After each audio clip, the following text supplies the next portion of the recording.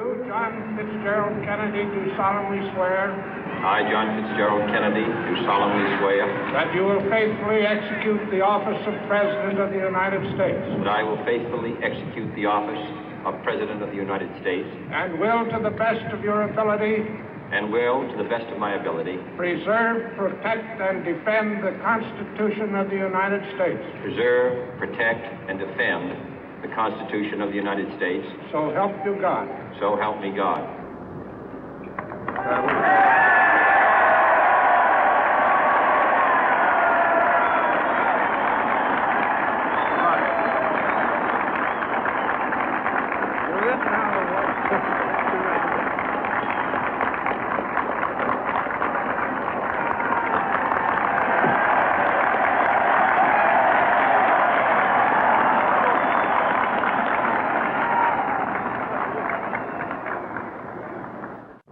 Vice President Johnson, Mr. Speaker, Mr. Chief Justice, President Eisenhower, Vice President Nixon, President Truman, Reverend clergy, fellow citizens. We observe today not a victory of party, but a celebration of freedom, symbolizing an end as well as a beginning, signifying renewal as well as change. For I have sworn before you and Almighty God the same solemn oath our forebears prescribed nearly a century and 3/4 ago. The world is very different now, for man holds in his mortal hands the power to abolish all forms of human poverty and all forms of human life. And yet the same revolutionary beliefs for which our forebears fought are still at issue around the globe. The belief that the rights of man come not from the generosity of the state, but from the hand of God. We dare not forget today that we are the heirs of that first revolution. Let the word go forth from this time and place to friend and foe alike that the torch has been passed to a new generation of Americans born in this century, tempered by war, disciplined by a hard and bitter peace, proud of our ancient heritage, and unwilling to witness or permit the slow undoing of those human rights to which this nation has always been committed and to which we are committed today at home and around the world.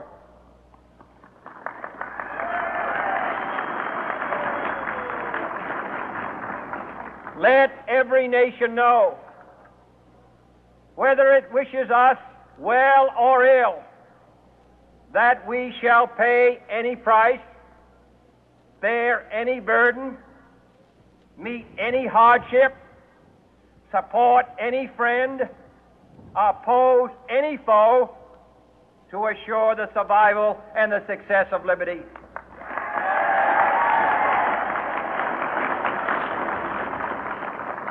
This much we pledge and more. To those old allies whose cultural and spiritual origins we share, we pledge the loyalty of faithful friends. United, there is little we cannot do in a host of cooperative ventures. Divided, there is little we can do, for we dare not meet a powerful challenge at odds and split asunder. To those new states whom we welcome to the ranks of the free, we pledge our word that one form of colonial control shall not have passed away merely to be replaced by a far more iron tyranny. We shall not always expect to find them supporting our view, but we shall always hope to find them strongly supporting their own freedom, and to remember that in the past, those who foolishly sought power by riding the back of the tiger ended up inside.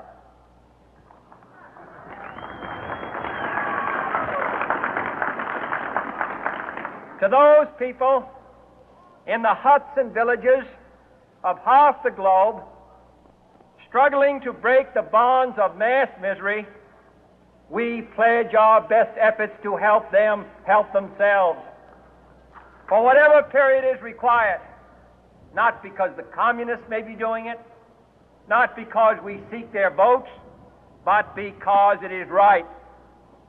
If a free society cannot help the many who are poor, it cannot save the few who are rich.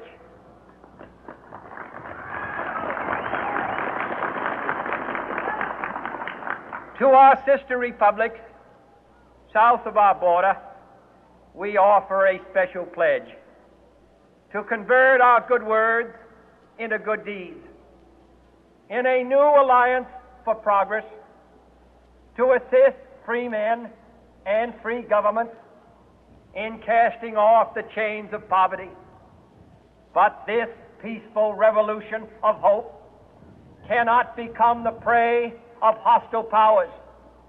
Let all our neighbors know that we shall join with them to oppose aggression or subversion anywhere in the Americas. And let every other power know that this hemisphere intends to remain the master of its own house.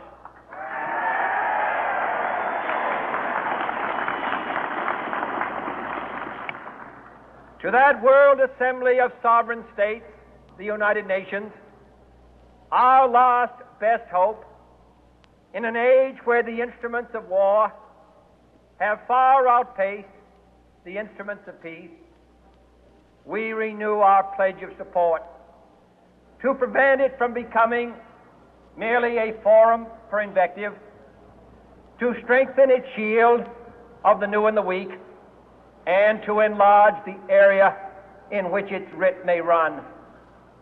Finally, to those nations who would make themselves our adversary, we offer not a pledge, but a request that both sides begin anew the quest for peace. Before the dark powers of destruction, unleashed by science, engulf all humanity in planned or accidental self-destruction, we dare not tempt them with weakness, for only when our arms are sufficient beyond doubt can we be certain beyond doubt that they will never be employed. But neither can two great and powerful groups of nations take comfort from our present course, both sides overburdened by the cost of modern weapons, both rightly alarmed by the steady spread of the deadly atom, yet both racing to alter that uncertain balance of terror that stays the hand of mankind's final war. So let us begin anew, remembering on both sides that civility is not a sign of weakness, and sincerity is always subject to proof. Let us never negotiate out of fear, but let us never fear to negotiate.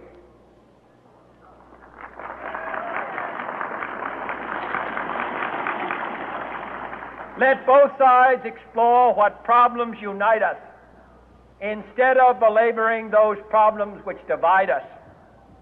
Let both sides, for the first time, formulate serious and precise proposals for the inspection and control of arms, and bring the absolute power to destroy other nations under the absolute control of all nations.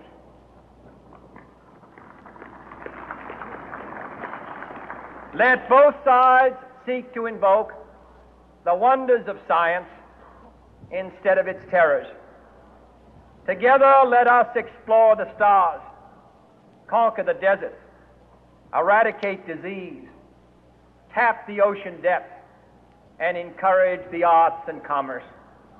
Let both sides unite to heed in all corners of the earth the command of Isaiah to undo the heavy burden and let the oppressed go free.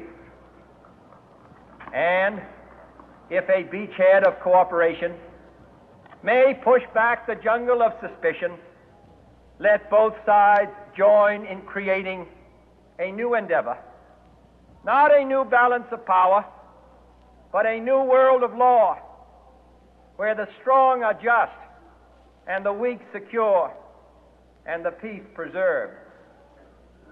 All this will not be finished in the first 100 days, nor will it be finished in the first 1,000 days, nor in the life of this administration, nor even perhaps in our lifetime on this planet. But let us begin.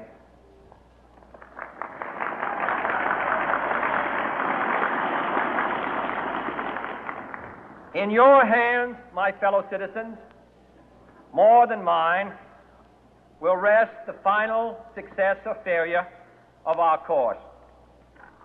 Since this country was founded, each generation of Americans has been summoned to give testimony to its national loyalty. The graves of young Americans who answered the call to service surround the globe. Now the trumpet summons us again, not as a call to bear arms, though arms we need, not as a call to battle, though in battle we are, but a call to bear the burden of a long twilight struggle, year in and year out, rejoicing in hope, patient in tribulation, a struggle against the common enemies of man, tyranny, poverty, disease, and war itself. Can we forge against these enemies a grand and global alliance, north and south, east and west, that can assure a more fruitful life for all mankind? Will you join in that historic effort?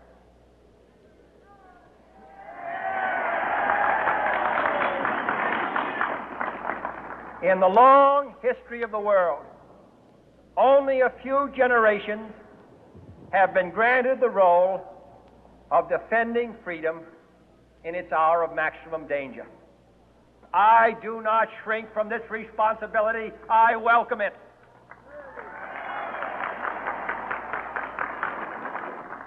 I do not believe that any of us would exchange places with any other people or any other generation.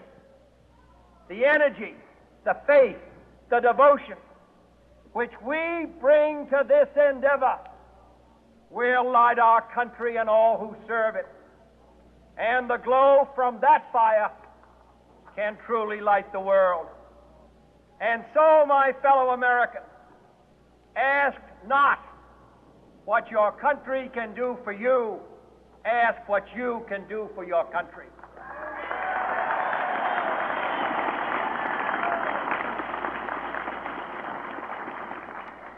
My fellow citizens of the world, ask not what America will do for you, but what together we can do for the freedom of man.